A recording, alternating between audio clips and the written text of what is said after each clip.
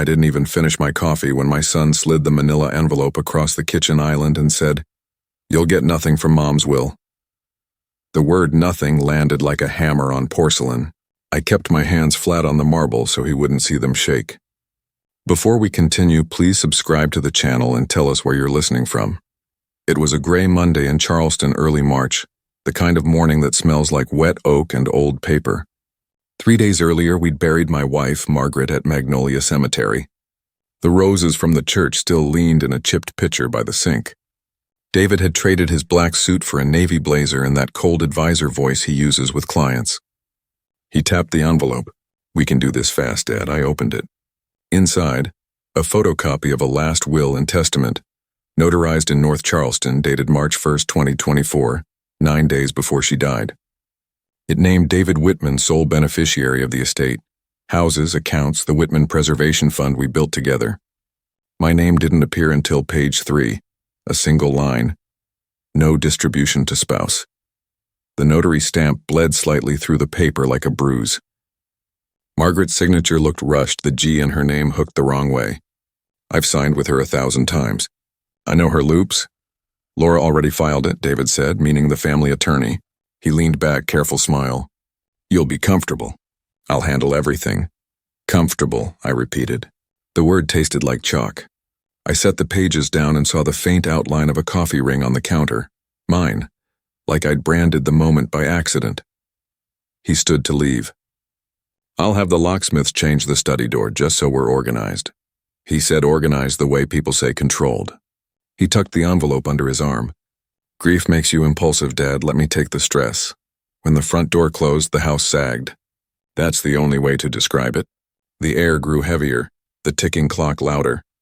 I walked down the hall to my study, the room Margaret called the map room because the walls are covered with my old Charleston plats and a yellowing survey of the battery. I unlocked the bottom drawer of my drafting desk. The key was stubborn. It always is. Inside, under a folder of bridge sketches and a letter opener shaped like a trowel, lay a small velvet pouch I hadn't touched since last year. Margaret gave me that pouch on our 42nd anniversary. "For the things we forget we'll need," she'd said, pressing it into my palm in the courtyard of the old village post house. I poured the contents into my hand now, a tiny brass key stamped with the number 314, and, curled around it like a sleeping fish, a safety deposit receipt from Atlantic Coastal Bank, Meeting Street Branch. The date February 10th, 2024. Accessed by M. Whitman, paid $35. My phone buzzed on the desk. Unknown caller, then a voicemail. I didn't listen, not yet. I sat in her leather chair, the one that still carries her perfume if I tilt my head down, and laid the brass key on the blotter as if it were a compass needle. Outside, a tour carriage clattered past on East Bay, the guide's voice floating through the shutters, something about earthquakes and rebuilding. I looked again at the photocopy will, David's trophy, and felt a slow, cooling clarity spread through me like shade at noon. "Nothing," he said. I touched the key. Let's see. I didn't leave the study for hours that day. The brass key stayed on the blotter, catching light from the window like an unspoken word. The clock struck noon, then 1, then 2. The house made small, restless noises, a pipe knocking, a floorboard groaning, as if Margaret herself disapproved of silence. I tried to eat something, but the bread went dry in my mouth. Every bite tasted like hospital air. By 4, I realized I'd been sitting in the same position since David left. My body moved, but my mind was still in that moment. The sentence, the envelope, his smile. Grief doesn't feel like a wave. It feels like a fog that turns familiar furniture into strangers. I wandered the hallway, touching door frames, tracing the places where Margaret once hung her hats. Her perfume still lingered in the linen closet, lilac and starch. I pulled down one of her cardigans and held it for too long. When I finally forced myself back into the kitchen, I noticed something on the counter that hadn't been there before, a folded piece of paper with Laura's letterhead. The envelope had my name typed neatly, but the seal was already broken. Inside was a one-line note. "Please trust David's judgment during this transition." Margaret's last wishes were clear. No signature, no warmth. Just that cold formality lawyers use when they're covering their own tracks. That's when I started to shake. Not from anger yet, but from the sudden awareness that everyone, even Laura, had been briefed to treat me as a spectator. I poured myself a glass of water and missed the rim. My hand trembled that badly. I wiped the spill with a dish towel, noticed a faint red mark. Wine, maybe blood, on its edge. For a strange second, I thought it was Margaret's lipstick. When dusk came, I opened my phone and finally played the voicemail I'd ignored that morning.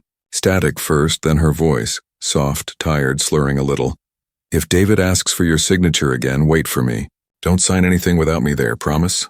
The timestamp read March 6, 2024, 7:43 p.m., 2 days before she collapsed. I sat down on the cold tile floor, pressing the phone to my ear until the message ended. The silence that followed was almost kind, until it wasn't. Because in that silence I remembered something else. 2 days before she went into the hospital, she'd asked me to mail a letter she never sealed. She'd said she'd finish it after dinner. I found it now, still sitting in her writing drawer under a stack of thank you notes from her garden club. The first line read, "To my children, should I not be here to say this in person?" Her handwriting was firm, certain. The last line stopped mid-sentence, a pen drag like a cliff edge. I folded it carefully, placed it next to the brass key on the blotter. That night I couldn't sleep. Every creak in the house sounded like the turning of a lock. At 2:14 a.m., I made coffee and stared out the window toward the garden she planted 20 years ago. The azaleas were beginning to bloom. She loved that time of year. When dawn bled through the shutters, I whispered aloud, "You didn't forget me, did you?" The key glinted in the first light. I knew then what I had to do. Tomorrow I'd go to Atlantic Coastal Bank. I'd find out what Margaret left inside that box. And if David thought grief made me weak, he'd learn soon enough. It only made me precise. I was at the Atlantic Coastal Bank on Meeting Street by 9:15 a.m., the brass key tucked inside my jacket pocket like a secret heartbeat. Charleston was waking up, carriage wheels on cobblestones, tourists pointing at pastel walls. But my world had narrowed to a single number, 314. The teller, a young woman with careful mascara and a name tag that read, Kendra, Customer Relations, looked at the key and frowned. "This is one of our older boxes, Mr. Whitman. You'll need to show 2 forms of ID. I slid my driver's license and Margaret's old joint account card across the counter. Her name embossed beside mine felt like proof that still mattered. Kendra typed something into her terminal, paused. "It's still active. Last access was February 10th by a Mrs. M. Whitman. That was 3 weeks before she passed. The exact week David told me she'd been too sick to handle paperwork." Kendra guided me down the narrow hallway where safety deposit boxes lined both walls like small steel coffins. The light flickered. She turned her key, I turned mine. A click, a breath, and the door swung open. Inside was a single white envelope. Another smaller one sealed with red wax and a silver ring I hadn't seen in years, her mother's wedding ring. The larger envelope had my name written in her looping script, "In case he tries." I read those words 3 times before sliding it into my jacket. The smaller envelope said, "For the court." I didn't touch it.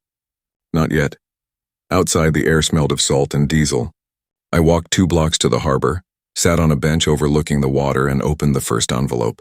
Inside was a single-page letter dated February 11th, 2024. "If David pressures you again, don't confront him alone. The truth is in what he took, not what he says. You'll know when to use the second letter." There was no signature, just a faint smear of lilac ink at the corner.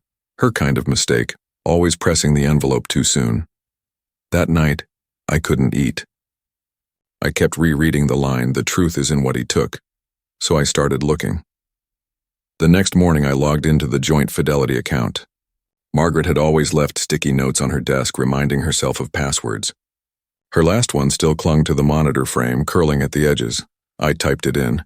The screen loaded and my stomach sank. The balance was down by $1.2 million from the last time I'd checked, 3 months earlier. Transaction records showed 3 transfers in late February, each for $400,000, to a firm called Whitman Financial Group, LLC. My son's firm. I printed every page, stapled them and slipped them into a manila folder labeled Utilities, in case David ever stopped by. He wouldn't think twice about an old man keeping bills in order. The next day, I called an old acquaintance, Ron Blevins, a retired private investigator I'd met through an architectural zoning case years ago. He picked up on the second ring.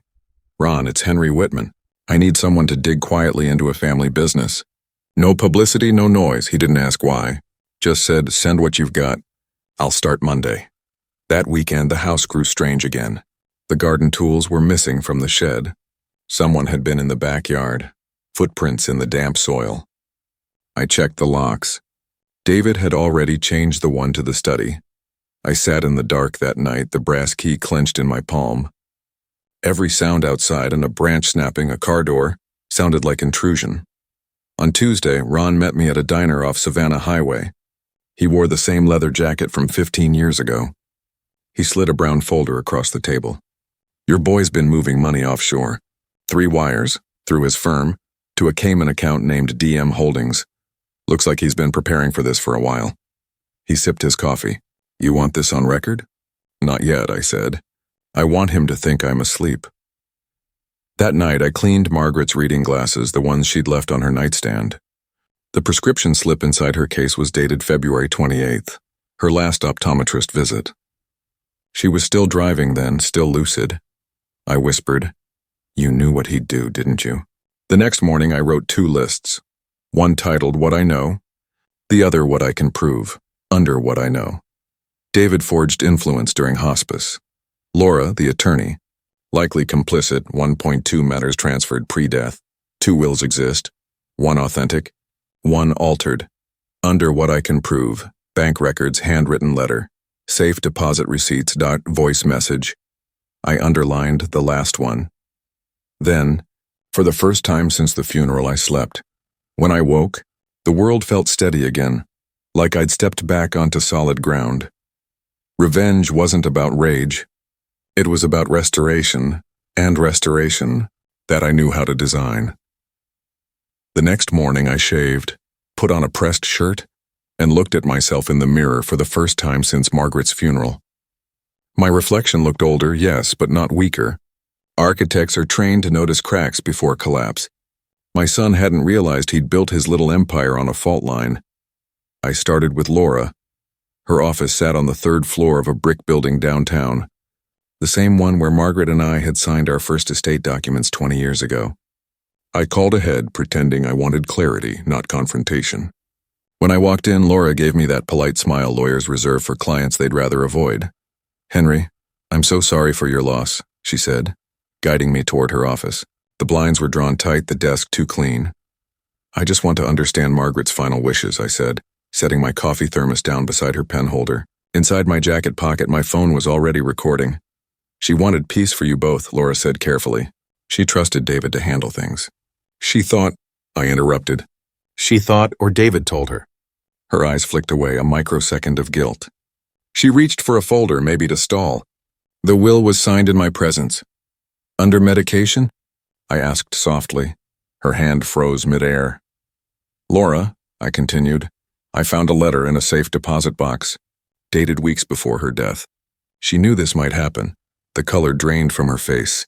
She set the folder down and sighed. "Henry, you shouldn't dig into this. It won't bring her back." "No," I said, standing. "But it might bring her peace."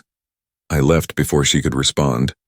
When I got home, I emailed the entire recorded conversation to myself. Subject line, insurance.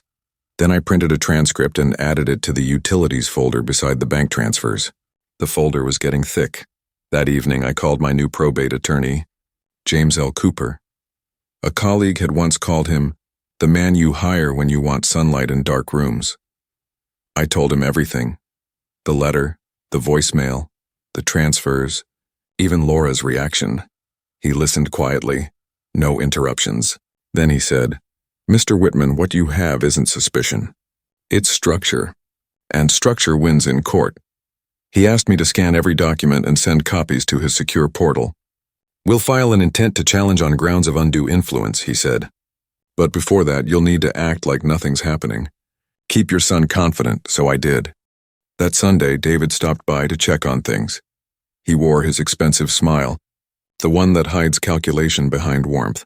"Dad," he said, setting a grocery bag on the counter. "I brought you some things. Thought you could use a break." I opened the bag. Ready-made meals labeled neatly. Nutrition bars, soups, and 2 bottles of Merlot. I recognized one of them. It was from the case Margaret and I had been saving for our next anniversary. He'd taken it from the cellar. How thoughtful, I said, setting it aside. He scanned the kitchen like an auditor, his gaze pausing on the mail pile. Any bank letters come through? No, I lied easily. You're handling that now, right? He smiled, relieved. Of course. I just don't want you worrying. He poured himself a glass of my coffee without asking, took a sip, and frowned. Still too strong, Dad?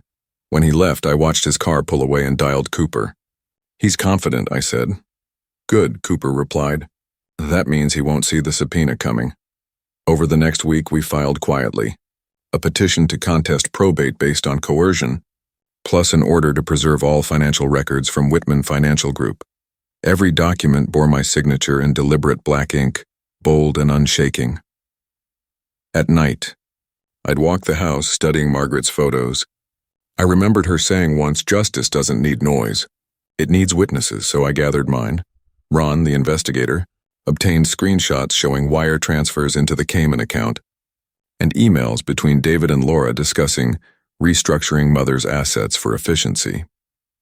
The timestamps, February 27th, aligned perfectly with Margaret's optometrist visit, the one confirming she was still lucid. Proof was stacking higher than guilt. On April 14th, Cooper called me to confirm the filing. We'll serve notice next week. You should prepare for backlash. That same day, I found something new in the mail, a notice of property reassignment filed by David's firm, transferring title of our family home into a trust bearing only his name. He'd moved faster than we thought. I stared at the paper, my hand steady this time. I took a pen, wrote across the notice in large block letters, void soon. Then I slipped it into the folder. That evening, the phone rang. David again. Dad, I heard from Laura you're asking strange questions. His tone was polite but steel under honey. I'm just trying to understand, son. He paused. Don't make this messy. Mom trusted me. Did she? I said softly. Because the letter I found says otherwise, silence. Then a short, nervous laugh. You always were sentimental. Maybe, I replied. But sentiment keeps records. He hung up first. That night, I printed one more copy of Margaret's letter and tucked it beneath her photo on the mantel. A quiet promise between us. Tomorrow, I'd make sure every lie he built stood beneath a light so bright, it would burn through paper. And when the day came to open that second envelope, the one marked for the court, I'd be ready. Because justice wasn't just Margaret's wish. It was my inheritance. By late April, the whispers had begun. Charleston's polite circles thrive on scandal like jasmine on iron fences, and my son was careful to stay one headline ahead of disgrace. He'd framed the story before I could speak it. The grieving father confused by paperwork. The loyal son forced to handle complicated finances. Even the pastor at our church mentioned David's strength during trying times. I sat 2 pews behind my daughter, Sarah, who hadn't spoken to me in months. Her shoulders were stiff, her hair pulled tight like she was holding everything inside. After service, she turned just enough to say, David said you're contesting Mom's will. Why? Because your brother's version of the truth has more edits than her manuscripts, I said. She frowned. You're angry? No, I said quietly. I'm awake. She didn't answer. That night I found another envelope under my door, from David's attorney this time. Inside, a motion to freeze joint assets claiming I was potentially impairing estate value. In plain words, he wanted me broke before the trial began. I called Cooper. He sighed. It's intimidation. We'll counter with proof of misappropriation. How long will that take? 2 weeks. Maybe 3. Hold steady. Holding steady was harder than he thought. Bills came due. The housekeeper quit after David offered to cover her salary if she stopped working for me. Even my bank card started declining. David had blocked joint funds, so I sold Margaret's old convertible, the Seafoam 76 Mercedes she loved. It felt like betrayal, but I needed the cash for legal fees. The buyer handed me $32,000 in crisp cashier's checks. I folded them carefully, almost apologetically, and said, "This is temporary, Maggie." That night I sat by her photo. "He's cutting every lifeline, you know," I whispered. "But you built one more." The next morning, Sarah showed up at the door. No warning, no text. She looked smaller somehow, not physically, but in confidence. "I listened to it," she said. "Listened to what?" "The voicemail. Mom's message." She pulled out her phone and played it right there, in the foyer where the morning light pooled like milk. Margaret's voice crackled through the speaker. "If you hear this, it means I didn't make it. Your father must find the key." I took a slow breath. "I already have it," Sarah's eyes filled. "David told me you made that up, that there was no key." I walked her to the study, unlocked the bottom drawer, and laid out the brass key, the 2 envelopes, and the folder of documents. "This," I said, "is what your mother trusted me to finish." She sat silent, reading Margaret's letter. Halfway through, she whispered, "He told me she was too sick to write." "Your mother wrote until her hands hurt," I said. "Even then, she made me hold the pen with her." Sarah wiped her eyes and whispered, "I'll testify, Dad." That moment, that single sentence, when it was the first crack in David's armor. A week later, Ron brought more proof. Email transcripts between David and Laura, referencing accelerating transition before deteriorating condition.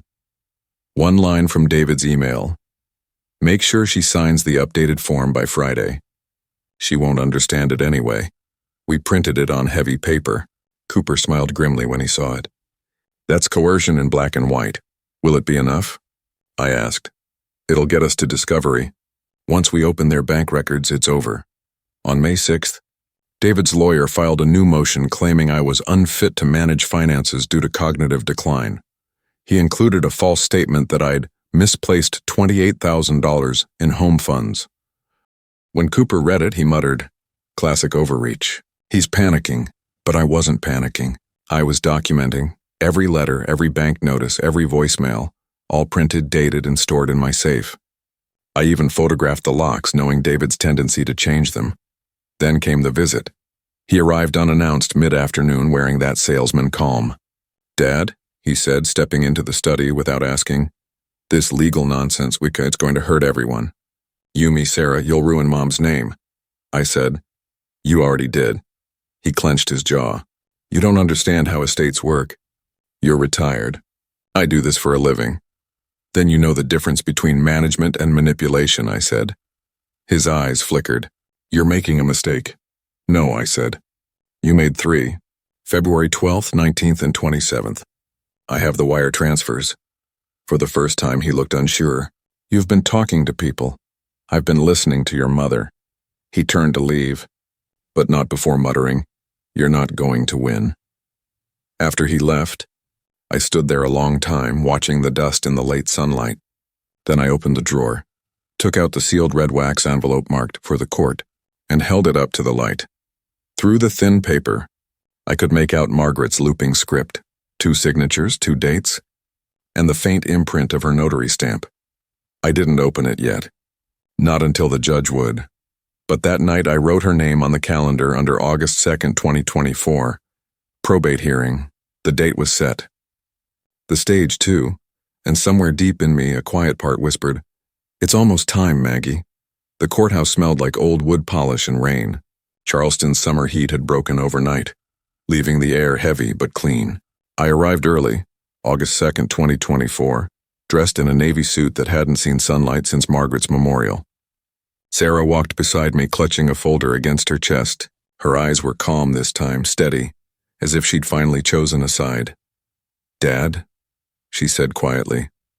No matter what happens today, she'd be proud. I nodded but didn't answer. Pride wasn't the word I carried. It was duty. Inside, the probate courtroom looked more like a church than a battleground. High ceilings, oak pews, sunlight filtering through narrow windows. At the front sat Judge Marion Hollis, a woman in her 60s with a silver bob and a reputation for catching liars by their choice of words. She didn't smile when we entered. David was already there, flanked by 2 attorneys and a PR woman who looked like she'd rehearsed her sympathetic nods. He glanced at me once, just long enough to smirk. I recognized the tie. Margaret had given it to him for his first job interview. He wore it like a trophy. Cooper leaned in. "Stay silent unless I cue you. You've already won the moral ground. Now we win the record." When the clerk called Whitman versus Whitman, the room hushed. David's lawyer, a tall man named Burke, started smooth. Your Honor, this is a tragic case of grief clouding reason. My client, Mr. David Whitman, acted solely to fulfill his late mother's explicit wishes. The opposing party, his father, is sadly suffering confusion common in advanced age. He gestured toward me, a practiced pity. We will present medical documentation of disorientation and testimony establishing that Mrs. Whitman trusted her son's financial expertise implicitly. The judge raised an eyebrow. Proceed. They called Laura first. She looked smaller than I remembered, shoulders rounded, voice trembling at the edges. Burke led her gently. Miss Lewis, you drafted Mrs. Whitman's final will? Yes. Did she seem coerced? Laura hesitated. She seemed tired. Did she understand the documents? Another pause. She said David explained them. Burke smiled. So she trusted her son. Cooper stood. Ms. Lewis, isn't it true you received multiple calls from Mr. Whitman, David, asking you to expedite changes? Laura blinked. He said she wanted things finalized. And you complied despite no direct instruction from Mrs. Whitman herself? She swallowed. Yes. Under pressure? Her eyes flicked to me, then back. Yes, Burke jumped. Objection, leading. Judge Hollis waved it off. Overruled, continue. Cooper handed Laura a printed email. Do you recognize this? Yes. Read the highlighted line. Her voice cracked. Make sure she signs the updated form by Friday. She won't understand it anyway. Gasps rippled through the benches. David's jaw tightened. Cooper turned to the judge. This, Your Honor, was sent 3 days before Mrs. Whitman's hospitalization. The same week, $1.2 million was transferred to the defendant's firm. The judge's pen stopped mid-note. Mr. Burke? Burke stammered something about investment reallocation, but the damage was done. Then came Sarah. She stepped to the stand with shaking hands but clear eyes. My mother called me the night before she died. I didn't answer.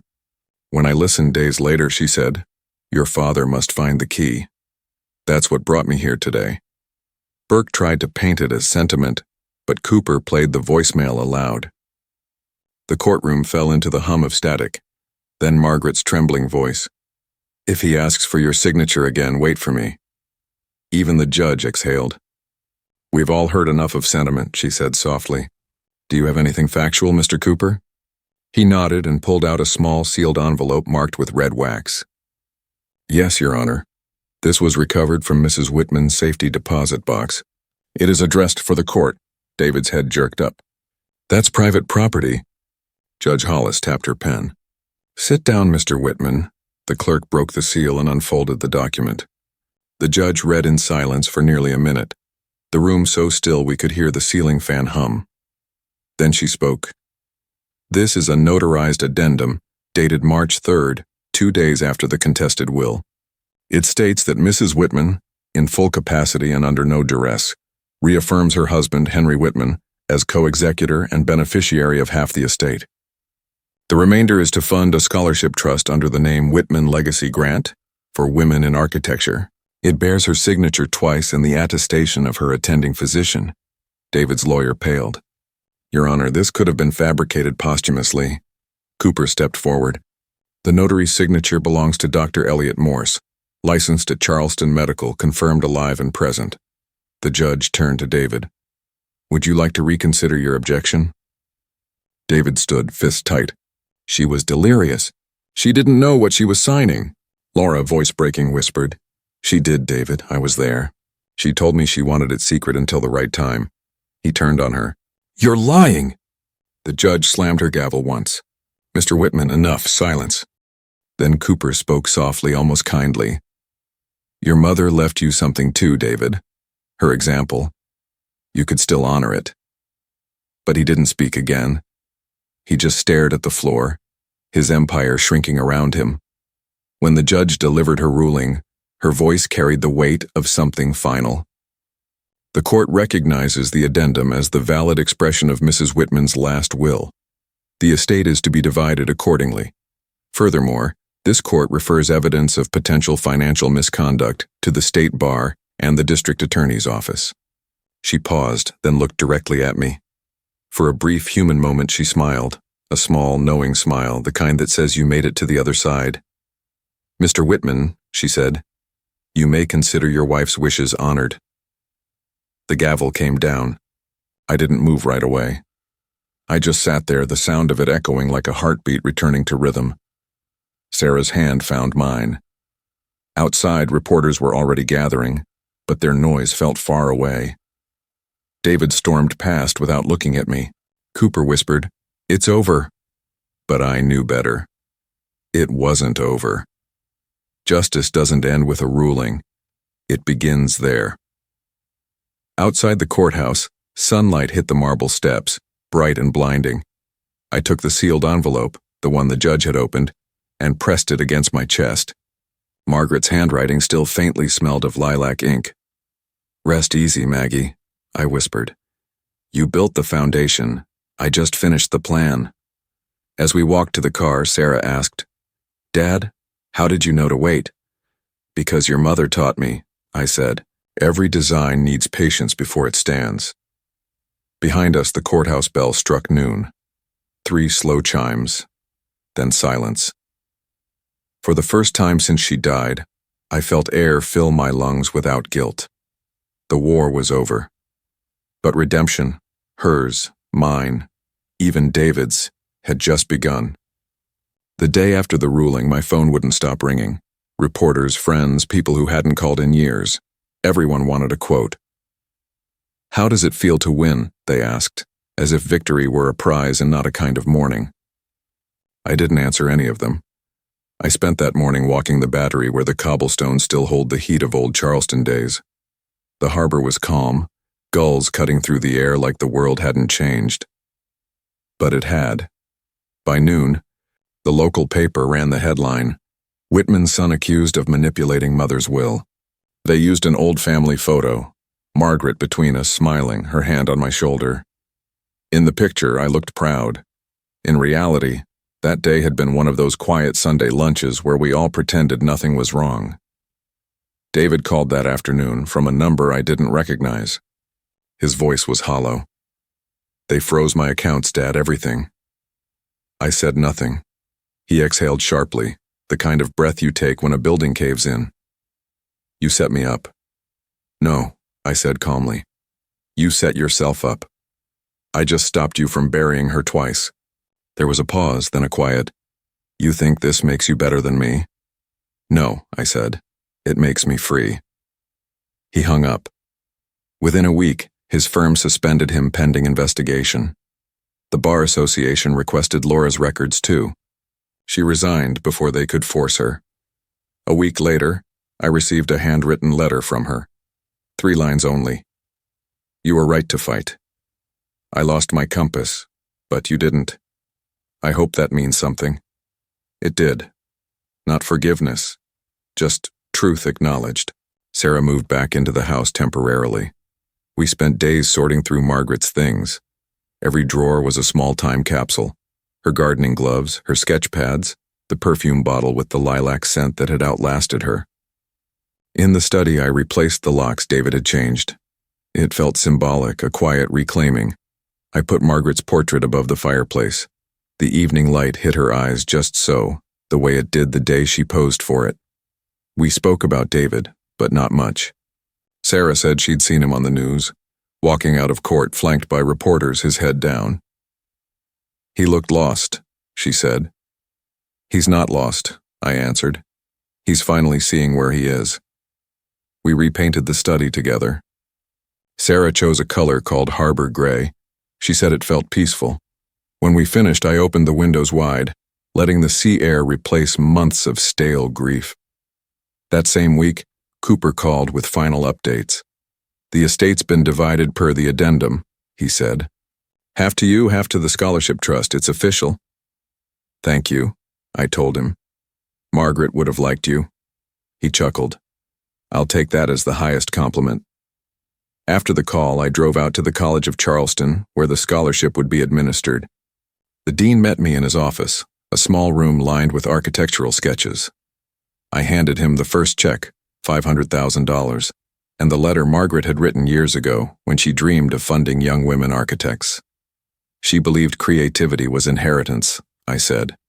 He smiled. Then she left quite a fortune. That night, Sarah and I sat on the porch, cicadas filling the air. She poured 2 glasses of sweet tea and said, "I keep thinking of what Mom used to say. Money reveals character faster than time." She was right, I said. The sky was violet, the kind of color she would have tried to match with her hydrangeas. I felt her presence, not haunting, not spectral, just steady, like foundation underfoot. Before we went inside, Sarah asked, "What will you do now?" I thought about it. Restore what she built and maybe forgive what's left. She nodded, her face soft in the dusk. When I went to bed that night, I found the brass key still on my nightstand. I turned it over once in my hand, feeling its weight. Not as a relic anymore, but as proof that Margaret had trusted me to see it through. Justice had come. Not loud, not cruel, just balanced. And in that quiet balance, something else began to grow again. Peace. 6 months later, the courtroom felt smaller. No reporters this time, no flashbulbs, no whispered gossip from Charleston's social pages. Just the soft shuffle of papers, the echo of shoes, and the steady rhythm of accountability. David sat at the defense table in a gray suit that hung loose on him now. His confidence was gone, replaced by a quiet, desperate stillness. His attorney spoke softly to the judge, requesting leniency, citing emotional distress after maternal loss. I watched without hate. Hate is heavy, and I was finally done carrying weight that wasn't mine. When the judge pronounced the sentence, 2 years, suspended, with 800 hours of community service and restitution of $1.2 million to the Whitman Legacy Trust, David didn't look at me.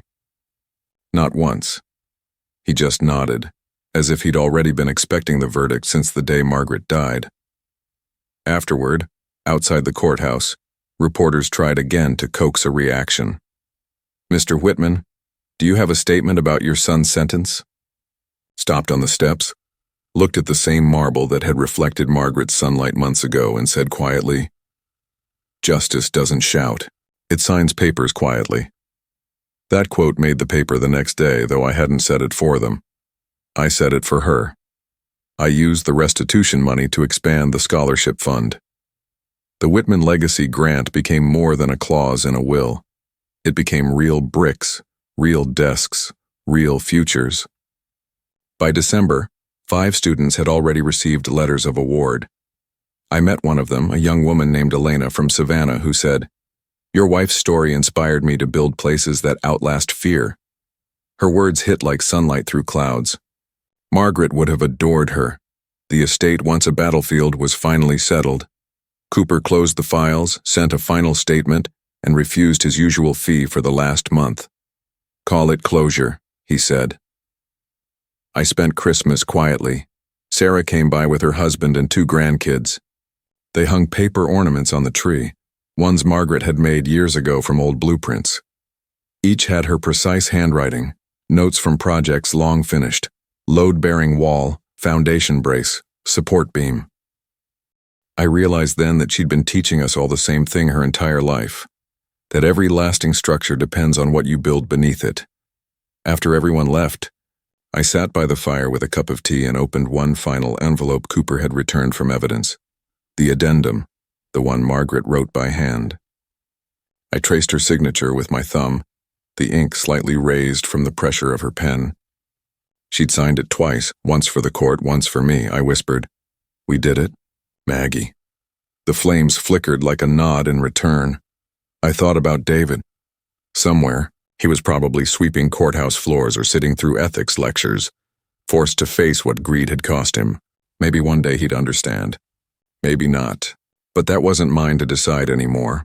My part was done. Outside, the wind shifted, carrying the faint scent of salt and rain, the city's heartbeat. I leaned back, let the warmth reach my face, and felt that rarest kind of silence. Not emptiness, but completion. Justice had found its balance. The house was whole again, and so was I. I went back to Magnolia Cemetery on a clear November morning. The kind of morning Margaret used to love. Pale sunlight, a thin chill that made the live oaks whisper. I carried a single white magnolia bloom, cut fresh from the garden she planted herself 20 years ago. The groundskeeper nodded as I passed, recognizing me from before. I walked the familiar path, left past the fountain, right toward the old iron gate, until I reached her stone. Margaret Whitman, 1958-2024. Beloved wife, mother, builder of dreams. For a while I just stood there, hands in my pockets, watching the light move across her name. There was peace in it now, not the hollow peace of surrender, but the quiet kind that comes when the truth finally stops needing to defend itself. I kept my promise, I said softly. You told me to wait, and I did. I laid the magnolia down at the base of her headstone. The petals caught the light like porcelain. Behind me, a church bell struck 10, 3 slow tones that rolled through the trees and dissolved into the air. I thought about the last year, about the house, the trial, the endless paperwork, the faces that had once looked like family and now felt like strangers, and I realized that grief isn't a storm, it's a season. It doesn't destroy you all at once. It reshapes you slowly, like water finding its way through stone. Sarah joined me a few minutes later. She didn't say much, just linked her arm through mine. We stood together silent. Do you think he'll ever forgive himself? She asked quietly. I took a breath. Maybe. But forgiveness isn't mine to give him anymore. It's his to find, she nodded. Mom would have wanted that. She would have wanted peace, I said. And I think she has it now. Sarah smiled faintly. You should come to dinner tonight. The boys want to hear about the scholarship. I'll be there, I promised. She kissed my cheek and left, her footsteps crunching over the gravel path until they faded. I stayed longer. I pulled the old brass key from my pocket, the one that had started everything, and set it gently beside the magnolia. The metal had dulled now, the number 314 barely visible, but it had done its job. It had unlocked more than a box. It had opened a truth Margaret had built with care and foresight. I whispered, You were always the architect, Maggie. You designed a way for truth to outlast greed. A soft breeze lifted her flower, turning one petal toward me. For a moment, it looked like a hand reaching back. When I finally turned to go, I didn't look back. I didn't have to. As I walked toward the gates, I thought about everything she'd taught me, about lines and balance and foundation, about how every home, every life needs both strength and grace to stand, and I knew the same rules applied to people. Some build for wealth, some build for legacy, but Margaret, she built for endurance, the kind that survives betrayal, the kind that turns pain into purpose. By the time I reached the car, the sky had opened into full sunlight. I rolled down the window, letting the wind carry the scent of magnolia and salt through the air. I smiled, not with triumph, but with the quiet understanding that revenge, when done right, isn't fire, it's restoration. And as I drove home, the last words formed in my mind like a blueprint finally complete. You didn't lose me, son. You just gave me away. A year later, Charleston felt new again. Not because the streets had changed, they hadn't, but because I finally walked them without a shadow at my back. The Whitman house stood quiet on East Bay Street, the shutters freshly painted, the garden alive again with Margaret's azaleas. Every morning I brewed 1 cup of coffee, the way she liked it, strong, 1 sugar, no cream, and sat on the porch watching the light crawl across the water. The scholarship had become a living thing. There were now 11 students studying architecture under the Whitman Legacy Grant, their designs lining the halls of the college. I visited once a month, meeting them, hearing their stories. One girl, Naomi from Atlanta, told me she'd chosen architecture because of Margaret's quote on the foundation's wall. You don't build to own. You build to endure. I told her Margaret wrote that the night before our first groundbreaking. Naomi smiled and said, Then she built you right too. That stayed with me. Life had softened. Sarah and her family visited every Sunday for dinner. The boys filled the house with noise, Lego towers rising where blueprints once lay. The sound was good, human, forgiving. We hung a photo of Margaret in the dining room, right above the table she picked out 30 years ago. Every night the candles flickered beneath her face and the room looked complete again. In late August, almost exactly a year after the trial, a letter arrived. No return address, and just my name written in a familiar slant. I knew the handwriting before I even opened it. Dad, I don't expect you to answer. I wouldn't if I were you. I've spent the last year in a program the court recommended, part of my sentence. I sweep floors at the courthouse, file papers, and sometimes carry boxes for the same people who sentenced me. It's humbling in ways I can't explain. I used to think you and Mom built everything for show. The house, the legacy, the money. I see now that it wasn't about that. It was about meaning. You built things that lasted. I built things that broke. If she can hear me, tell her I'm sorry. And if you can one day, not now, maybe not soon, tell me how to start over. David read it twice. The first time with anger, the second with something closer to mercy. I didn't know if he was ready to change, but for the first time, he sounded real, stripped of the polish and control that had defined him. I placed the letter on Margaret's desk, next to her fountain pen, and left it there. It belonged beside her words, not mine. That evening, I walked the garden one last time before dusk. The brass key was gone now, buried under the magnolia tree where I'd laid it beside her flower months earlier. But sometimes when the wind blew through the branches, I swore I could hear the faint clink of metal beneath the soil, like the echo of an answered promise. Inside, the clock struck 7. I poured a glass of her favorite Merlot, the last bottle we'd saved, and took it to the porch. The sunset painted the sky in bands of gold and gray, the same palette she used for her final project. I raised my glass and said softly, "You didn't lose me, Margaret. You gave me back to myself. For the first time in a long time." That felt true. The world outside dimmed into evening. The tide rolled in steady as breath, and I knew, not as faith, but as fact, and that some stories don't end with revenge, they end with restoration, and that, I decided, was enough.